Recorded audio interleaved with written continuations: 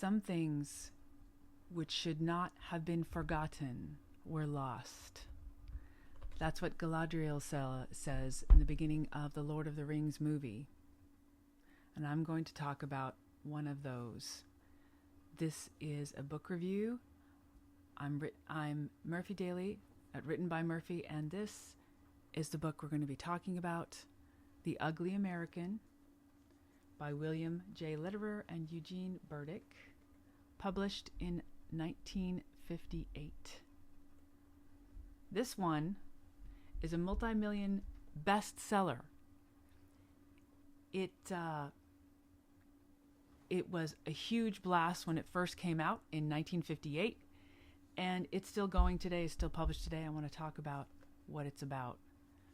It's in the same category as The Jungle and Uncle Tom's Cabin in that it really affected the nation by highlighting an expose of what was going on inside America. It changed the world. It still mentioned this thing, the ugly American. Don't be an ugly American. This is still talked about. Even if people haven't read the book and aren't even sure what it's about, it's still in the zeitgeist. It is not beautiful writing. It's really written in a potboiler style. You can see this is kind of the ludicrous kind of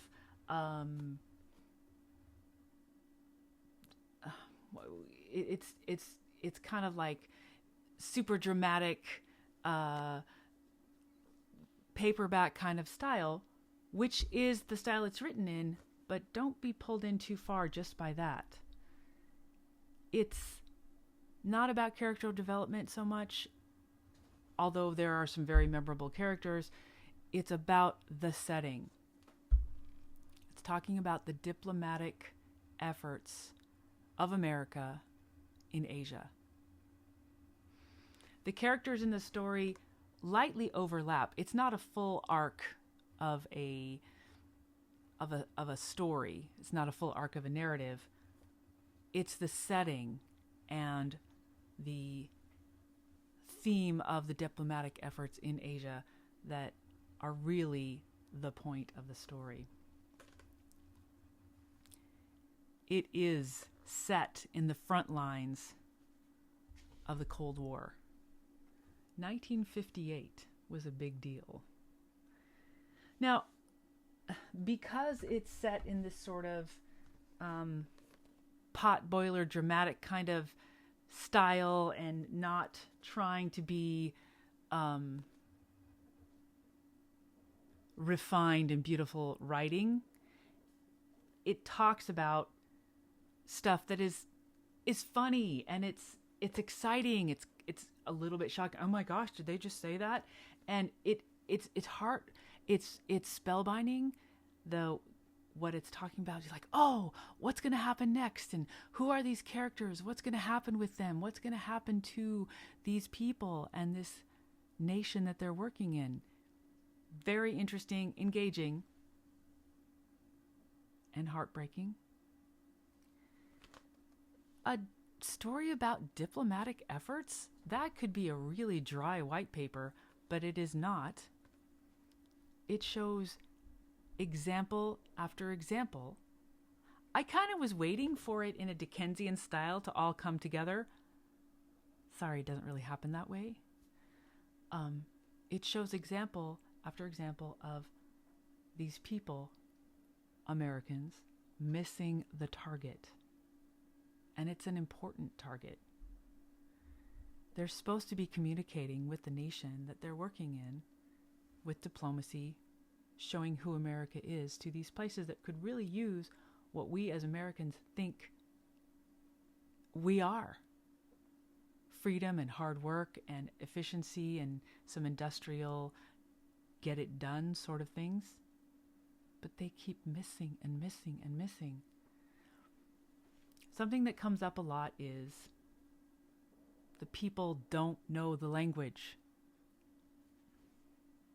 This is a failing Americans have. I visited some friends in Germany this summer, just a few months ago. And my friend there, German friend, said, hey, you know what they call people who know a lot of languages? A polyglot, right? Right. And what do you call someone who knows 2 languages? Bilingual. Okay. What do you call someone that only knows 1 language? American. This is still true today. And this talking about the diplomatic corps, these authors were saying, of all people who ought to know the language of the people they're in, this is your job to talk to the people where you're at. They still don't know, made no efforts, just trusted everybody around them to be interpreting properly. Well, that's a big failing. That is missing the target. Not only that, they didn't really get relationships with the people that they were supposed to be serving. The stories tell of the diplomats who are like, well, we just have ambassadorial dinners and they have cocktail parties and they all dress and they get driven around and given luxury accommodations. That's not really what America is supposed to be. America is supposed to be about hard work and quality. But that's not how this expose shows Americans as being internationally. Americans, particularly in the 50s, I guess, and still, don't think of ourselves as elitists. We're like, well, we don't have monarchies. We don't have titles. We're ordinary people. We're all brothers. But that's not how the diplomatic people were behaving in this book and in the reality of the time, probably now too. They were putting themselves up on a pedestal, not bothering to learn the language, and therefore not being able to do the work that needed to be done. These bumbling communications led to lives being lost. I want to take this book into the setting that it was in, the historical setting of 1958. Let's leave aside the current one. I'll let you guys decide how you think it should be interpreted for the current setting. But here is the Cold War moment. World War II. World War II was done in 1945, right? Now, America and the Allies fought the war against Hitler. All right. Well, we collaborated with the communists, and the thing was, we were like, hey, the war's over, let's all go home. But Russia, the communists, didn't really feel that way. The USSR did not have that inclination to come home. They stayed. They stayed in the Eastern European countries and created a communist bloc, which was kind of terrifying. They kept the guns that were there fighting the bad guys, the Nazis, and ended up saying, oh yeah, well, they just had a communist revolution and want us to stay. Really? Is that what really happened? I want to also say this book really has a strong impression that the communists are the bad guys, which is not a current understanding of communists, I don't think. Right now, in 2025, communists are not viewed the same way that they were viewed in 1958. Anyway, let me talk on about what happened in 1949 after the communists, the Russians, were staying inside of these Eastern European countries who declared themselves communists. We had a sensation in America. We had news about what was happening for those people. So like, wait a minute, did they really elect these communist governments It felt very unfree. It didn't feel like a free election. And it came along in 1949 that Mao Zedong in China declared all of China communist. And they had won this huge section of the globe. China's a large territory. That was really fast. Oh, wait, another thing happened in 1949. The USSR did a successful nuclear bomb test. This was a very scary moment in history. All these, after the war, the communists had expanded in a way that we didn't feel like we could control. The bomb was about ready. The Cold War bomb threat was very prevalent. Everyone was aware of this threat. It was in the air all the time. Now, I was saying in 1949, China became fully communist and the bomb went off. We in America were terrified, and Americans suspected that the State Department inside of our USA had spies that were communists that were helping the communist people.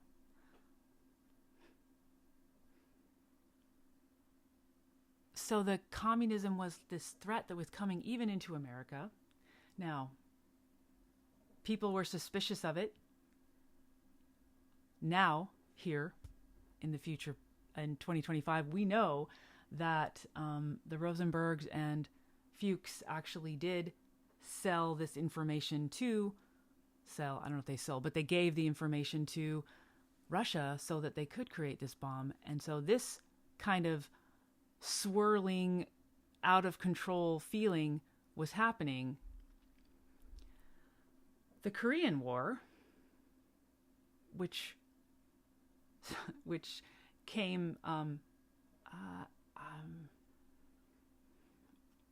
after World War II ended. There was this uprising of communists inside the Korean War. They're like, wait, communists are now moving forward. The Asian communists are moving forward into Korea, just like what happened in the Eastern Europe. We're like, oh, this is kind of terrifying and out of control. The Korean War was failure after failure, which was confusing to the Americans because we in America were like, hey, we won World War II. We knocked out the bad guys. Those Nazis really got wiped out. We did an outstanding job. We're the best. We're the best. Now, people inside of a war, people fighting a war, tell themselves, I will win. We will win because we will be victorious. We are pure-hearted and we have the right. We are doing what is right. Both the winning side and the side that eventually loses tell themselves this story. Americans were like, we won World War II because that was what was supposed to happen. And then America saw the communists as the enemies of freedom and oppressors of the places that they had taken over. And America questioned, what is going on? Why are we losing? Clearly some spies and other people inside of America did not find communism to be their enemy and were attracted to it. All of this is happening, a lot of noise, as we're still trying to recover from a lot of the devastation that happened in World War II and in Korea. And oh yeah, Vietnam was starting to bubble up too. And Sputnik launches. People are freaked out because we're supposed to be the good guys and we can't seem to get any traction against the evil enemies of freedom, the communists. And what are we supposed to do? The Ugly American, this book, gave a very vivid example of what was going on the Cold War front The Cold War front that wasn't that cold. The Cold War front where communists were actually fighting actual people that were fighting for the American way of life. People were dying.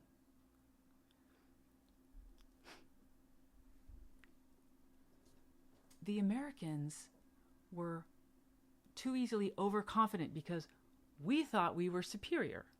We're like, well, we know the way it goes. And we were failing again and again. The stories inside this book give us stories about Tex and McWhite, who were fighting communists inside of the villages in the Asian. This is mostly fictional. Well, it is fictional, and they come up with a fictional country. But it shows again how we're losing, but the Western soldiers, Western fighters, were too cocky. We're like, well, we know how things are done, but they weren't fighting successfully or with the right tactics to win in these areas. The communists were portrayed as being far more sophisticated and connected to the people. They were dedicated to the cause of converting the people to their ideology, and they were very ruthless in their coercion tactics. They were willing to be brutal and threaten and kill and torture people to get what they felt was to get their ideology and their control over these countries. Let me tell you, the French did not come off looking well in this. The French are connected to the Vietnam area as well, so they did not come off looking very well. And the corporate interests in these other countries, like, well, we're going to sponsor the making of these infrastructure projects of highways and wells and dams, etc., that were meant that they would get money and they could sell supplies, and the corporate interests would get money out of these contracts. So that was part of this story being told. These corporate interests kept real solutions from being enacted where the people could use them. It was heartbreaking. However, the book is not just one note of failure. Early on, there's a story about a priest who came in. Now, the priest is outside the diplomatic corps because he's from the Catholic Church, and he was outside the diplomatic machine, and he worked to disrupt the stranglehold that the communists had. This was an example of success.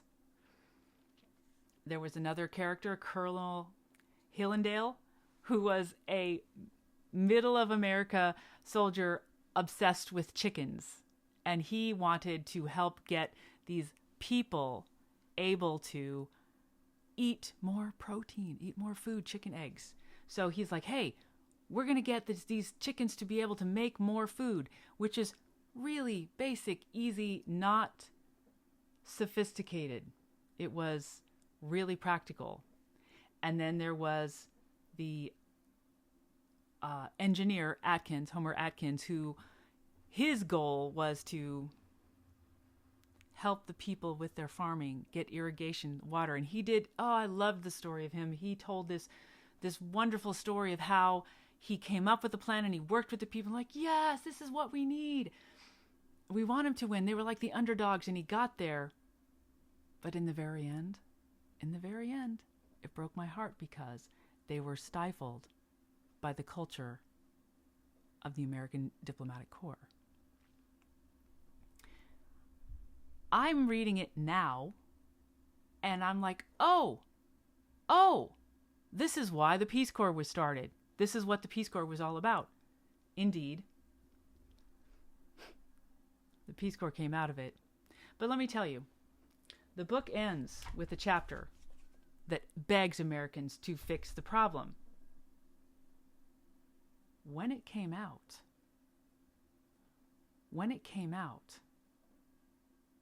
JFK sent a copy to every single U.S. senator. He said, This is what you have to do. Read this. This is what's going on. The CIA took note of it. The Foreign Service Journal was like, this is what we need to do. We've been talking about this ourselves, right? So 2 months after John F. Kennedy was elected as president, he established the Peace Corps. This is part of one of the reasons why he was elected. Because he's like, we have to solve this. Now, the Peace Corps and changing how we engage with other countries is very much part of what I think of as the 60s hippie movement of like, hey, let's be real and be humble and connect with each other. And it is heartening to see this was the beginning of all that. This was like, oh, this is what they were trying to do. This is a time capsule showing how people felt in the 50s about communism and about what America was. There's a strong view that America had reasons to be proud of itself, that America was a good for the world, and the world would benefit.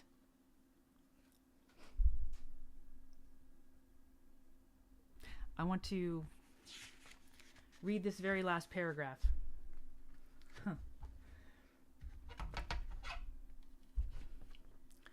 All over Asia, we have found that the basic American ethic is revered and honored and imitated when possible. We must, while helping Asia towards self-sufficiency, show by example that America is still the America of freedom and hope and knowledge of law. If we succeed, we cannot lose the struggle.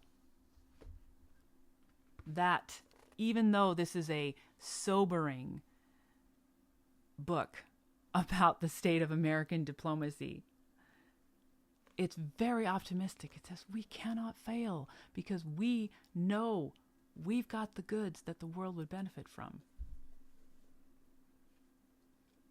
Now, I found this book in one of the stacks of free books, the little free libraries in my neighborhood.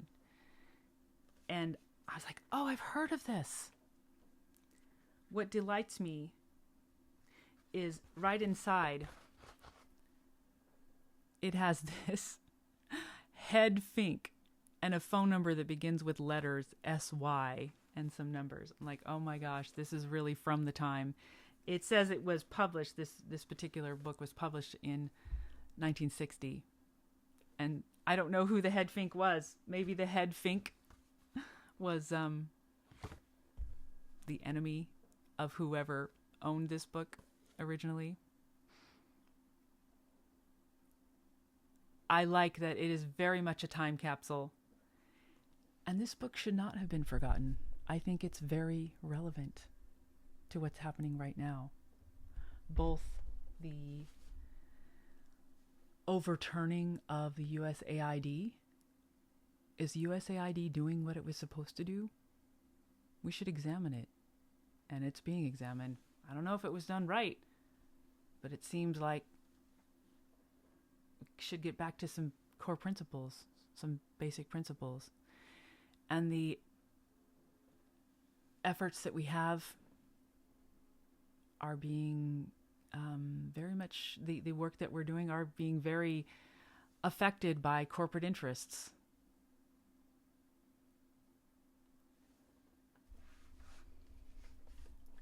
I think we should all be reading this again right now. I'd like to go give it to everybody and have a discussion.